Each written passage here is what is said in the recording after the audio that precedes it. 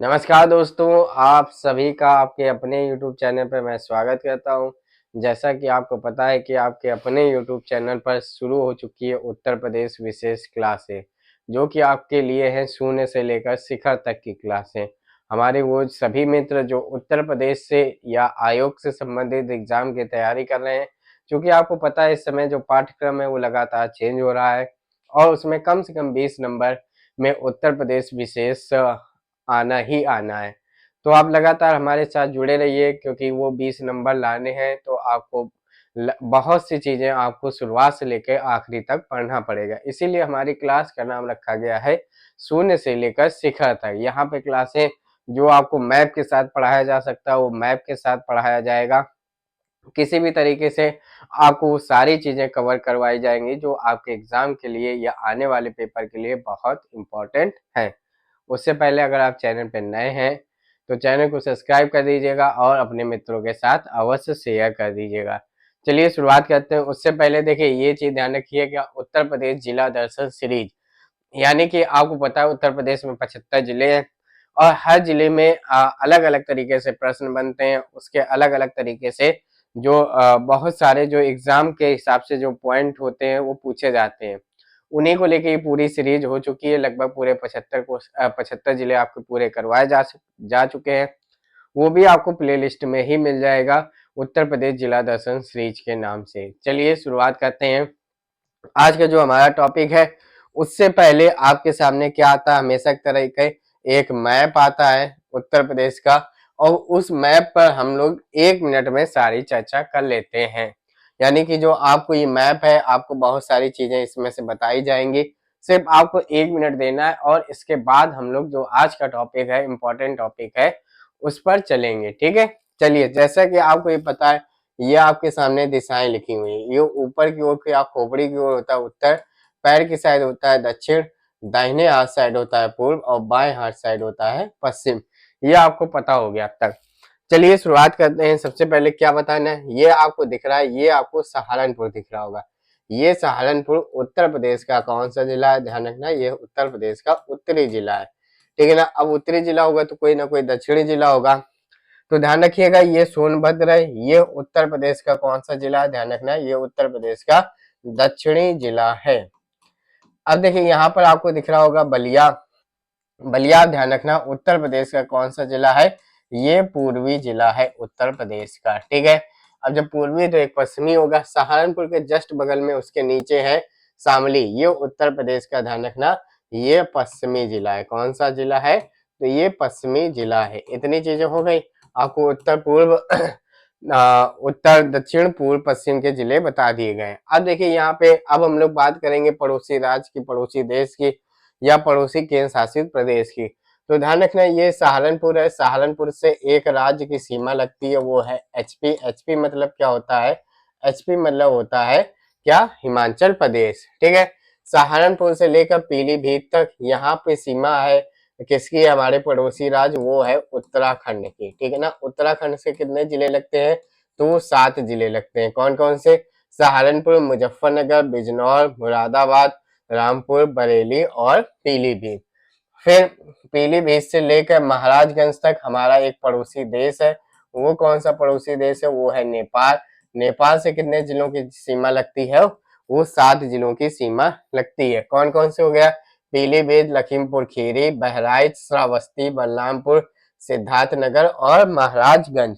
फिर महाराजगंज से लेकर हमारा सोनभद्र तक यहाँ पर एक पड़ोसी राज्य लगता है। वो पड़ोसी राज्य कौन सा है, वो है बिहार। यहाँ से कितने की सीमा लगती है, तो 7 जिलों की सीमा लगती है। वो 7 जिले कौन कौन से हैं, महाराजगंज, कुशीनगर, देवरिया, बलिया, गाजीपुर, चंदौली और सोनभद्र। आपको पता है सोनभद्र एक ऐसा राज्य है जहां से 4 राज्यों की सीमा लगती है। एक तो बिहार हो गया, बिहार के जस्ट बगल में हो गया आपका झारखंड राज्य। ठीक है। झारखंड के बगल में हो गया आपका छत्तीसगढ़ राज्य और इसके बगल में हो गया मध्य प्रदेश। मध्य प्रदेश ध्यान रखना सोनभद्र से लेकर आगरा तक लगता है। इसके बीच ये सीमा कौन सी है, ध्यान रखना, ये मध्य प्रदेश की सीमा है। इससे कितने जिले लगते हैं, तो इससे 11 जिले लगते हैं। ललितपुर ऐसा जिला है जो पूरे के पूरे मध्य प्रदेश की ओर से घिरा हुआ है। ललितपुर ये देखिए पूरा घिरा हुआ है, तीनों चारों साइड जो कुछ है सब घिरी हुई है। तो इससे ध्यान रखिएगा कितने जिले लगते हैं, 11। अब ये दो मैं हमेशा याद करवाता हूँ, मथुरा और आगरा। इससे कौन सा राज्य लगता है तो ध्यान रखिए, ये राजस्थान लगता है। कौन से 2 जिले लगते हैं, मथुरा और आगरा। अब मथुरा से लेकर हमारा सहारनपुर तक, इनके बीच में कौन सा लगता है, एक राज्य है हरियाणा राज्य। कितने जिले हैं तो 6 जिले हैं। उसी के बीच में ये गाजियाबाद से लेकर गौतम बुद्ध नगर, कितने जिले हो गए, 2 जिले हो गए। इसमें कौन सा एक केंद्र शासित प्रदेश टच करता है, वो दिल्ली देश की राजधानी है। ध्यान रखना है गाजियाबाद पूरी तरीके से दिल्ली से घिरा हुआ है, इसकी सीमा हरियाणा से नहीं लगती है। अगर आप याद कर रहे हैं कि यहाँ 7 यहाँ 7 यहाँ 7 तो 6 यहाँ पे क्यों गए, क्योंकि गाजियाबाद की सीमा पूरी तरीके से दिल्ली के अंतर्गत आती है। ये ऐसा कोई लॉजिक नहीं है, बस आपको याद करने का एक तरीका बताया जा रहा है, ठीक है। ये आपका हो गया उत्तर प्रदेश का जो आपका रिवाइज करते हैं डेली, ठीक है। 1 से 1.5 मिनट लगे होंगे, सारी चीजें आपकी रिवाइज हो गई। कम से कम आपके छोटे जो प्रश्न आते हैं वो गलत नहीं होने चाहिए। एक बार जैसे ऐसे पूछ लिया गया कि जो पीलीभीत जिला है वो किससे किससे स्पर्श होता है, तो आपको बताना है उत्तराखंड से और नेपाल देश से स्पर्श होता है। इस तरीके के प्रश्न थोड़े से कठिन हो जाते हैं, तो ध्यान रखिएगा, ये लगातार प्रैक्टिस से ही आता है। चलिए आज हमारा चैप्टर शुरुआत करते हैं। सबसे पहले ध्यान रखिएगा ये बिल्कुल छोटा चैप्टर है, ठीक है ना, लेकिन जब इससे प्रश्न बनते हैं तो थोड़ा सा ये कठिन हो जाता है। बहुत छोटा चैप्टर है, 2 मिनट में ये खत्म हो जाएगा। आज हम लोग क्या पढ़ने वाले हैं, ध्यान रखना, उत्तर प्रदेश में स्थित औद्योगिक विकास प्राधिकरण के बारे में, यानी इनकी संख्या कितनी है। और ये नहीं पूछा जाता कितनी संख्या है, सिंपल सा सीधा सीधा ये पूछ लिया जाएगा कि यह औद्योगिक विकास प्राधिकरण किस जिले का है। वहां तक तो ठीक है कि आपको ये पता है कि जैसे उसी जिले के नाम से है तो कोई दिक्कत नहीं। अब थोड़ा सा अलग हो गया तो उसमें आपको याद करने की जरूरत है। चलिए शुरुआत करते हैं। देखिए है क्या औद्योगिक विकास प्राधिकरण, इसके नाम ही से औद्योगिक माने जो उद्योग से संबंधित है, विकास उनके विकास के लिए एक प्राधिकरण की स्थापना करना, यानी औद्योगिक विकास जब किया जाएगा तो उसके लिए एक ऐसा क्षेत्र बना देना, जैसे आपके आसपास कहीं ना कहीं एक ऐसा क्षेत्र होता है जहां पर फैक्ट्रियां ही फैक्ट्रियां होती हैं, यानी कि उस एरिया में रेजिडेंशियल वाला नहीं होगा, सिर्फ और सिर्फ कमर्शियल होगा। वहां पर फैक्ट्रियां होंगी, विभिन्न प्रकार के जो उत्पाद होते हैं वो चीजें वहां पर बनती होंगी। हर जगह में कोई कहीं ना कहीं ऐसा होता ही होगा। तो उन्हीं के विकास के लिए वहां पे लगातार लाइटें चाहिए, वहां पे जब ट्रकों का आगमन होता है तो अच्छी रोडें चाहिए ट्रांसपोर्ट के लिए, वहां से कोई ना कोई हाईवे निकलना चाहिए, या हाईवे नहीं है तो हाईवे को जोड़ने वाला राजमार्ग होना चाहिए। तो इस तरीके की चीजों की जरूरत पड़ती है, उन्हीं के लिए ये क्या बनाया गया है, उत्तर प्रदेश में स्थित औद्योगिक विकास प्राधिकरण। वर्तमान में जो हम आपको पढ़ाने वाले हैं तो उनकी संख्या कितनी है, 7 है, उसको आपको पढ़ना है, ठीक है ना।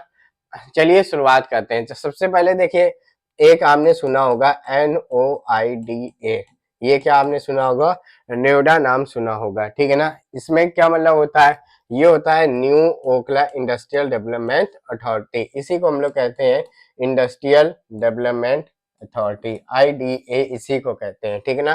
तो IDA तो यही हो गया। अब न्यू ओखला तो वही लिखा है नवीन ओखला औद्योगिक विकास प्राधिकरण, इसी को कहा जाता है क्या, नोएडा कहा जाता है। ये किस जिले के अंतर्गत आता है, तो ध्यान रखना यह गौतम बुद्ध नगर के जिले के अंतर्गत आता है, जो कि आपको गाजियाबाद के बगल में पड़ता है, ठीक है। ये क्यों बनाया गया, आप सिंपल चीज है, दिल्ली एक तेजी से उभर रहा था तो आसपास क्षेत्र को इतने ही विकसित करना था, औद्योगिक क्षेत्र को, तो ये नोएडा की स्थापना की गई। सन मत याद रखिए, सन कोई भी जरूरत नहीं है, ठीक है।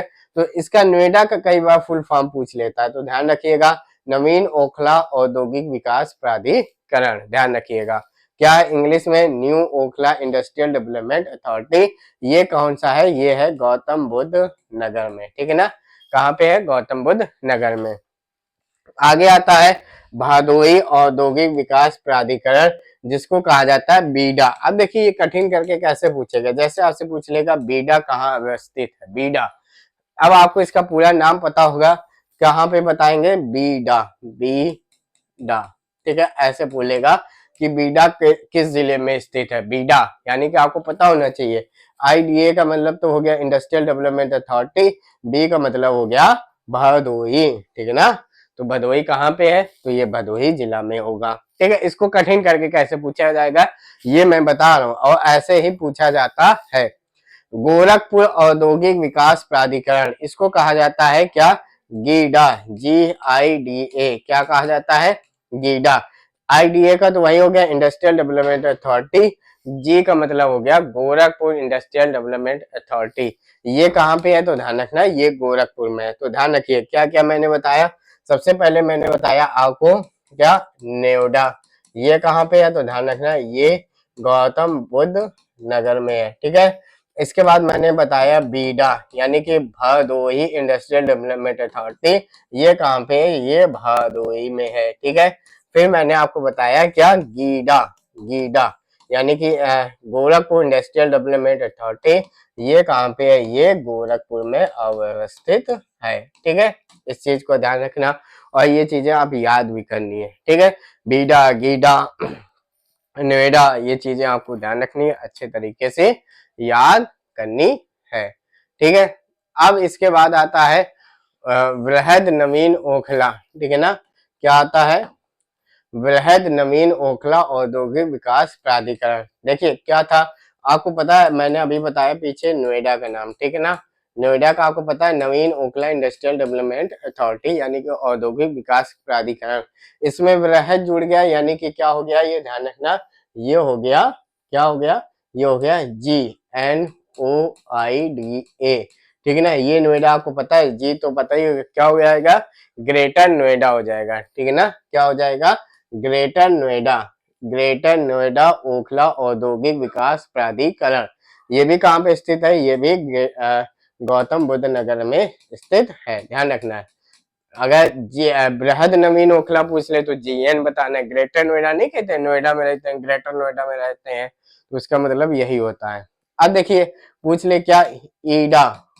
अब देखिए ऐसे ही पूछा जाएगा, ये कहाँ पे स्थित है, इसका नाम आपको पता होना चाहिए, यमुना एक्सप्रेसवे औद्योगिक विकास प्राधिकरण। क्या, यमुना एक्सप्रेसवे औद्योगिक विकास प्राधिकरण, ये कहाँ पे है, तो ध्यान रखना ये भी आपका गौतम बुद्ध नगर में है। कहाँ पे है, गौतम बुद्ध नगर। कितने हो गए गौतम बुद्ध नगर में, एक तो हो गया नोएडा, ठीक है ना, एक हो गया ग्रेटर नोएडा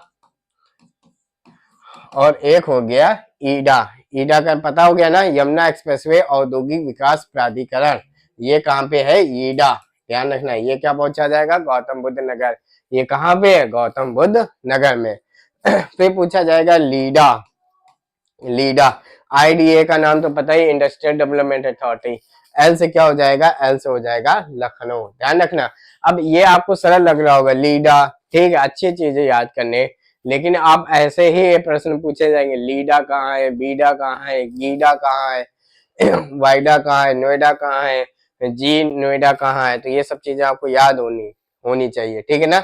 लखनऊ औद्योगिक विकास प्राधिकरण, लीडा कहाँ है, तो ये इसका है लखनऊ का, ठीक है। आगे बढ़ते हैं, आगे है सतहरिया औद्योगिक विकास प्राधिकरण, सतहरिया औद्योगिक विकास प्राधिकरण, ध्यान रखना इसको क्या कहा जाता है, इसको कहा जाता है सीडा।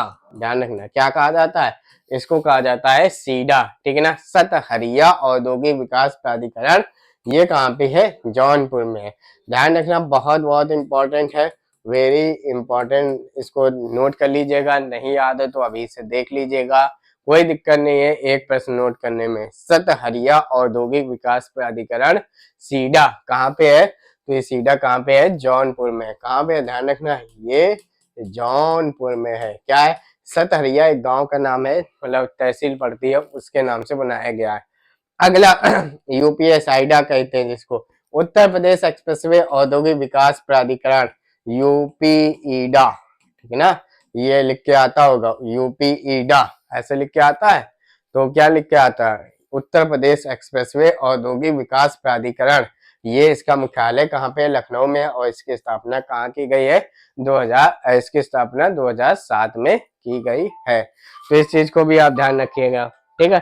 तो इतने थे आपके औद्योगिक विकास प्राधिकरण, इनकी संख्या लगभग 7 है, और ये साथ के साथ बहुत ज़्यादा इम्पोर्टेंट है और बहुत ज़्यादा एग्जाम में ये पूछे जाते हैं। उम्मीद आपको ये सारी चीज़ें अच्छे से समझ आ गई होंगी। ठीक है, आज की क्लास यहीं पे जो औद्योगिक विकास प्राधिकरण है यहीं पे ख़त्म होती है। अगर ये क्लास आपको अच्छी लगे तो अपने मित्रों के साथ अवश्य शेयर कीजिए। आप हमारे साथ टेलीग्राम और व्हाट्सएप ग्रुप में भी जुड़ सकते हैं और अपने विचारों को कमेंट के माध्यम से हमें बता सकते हैं। धन्यवाद।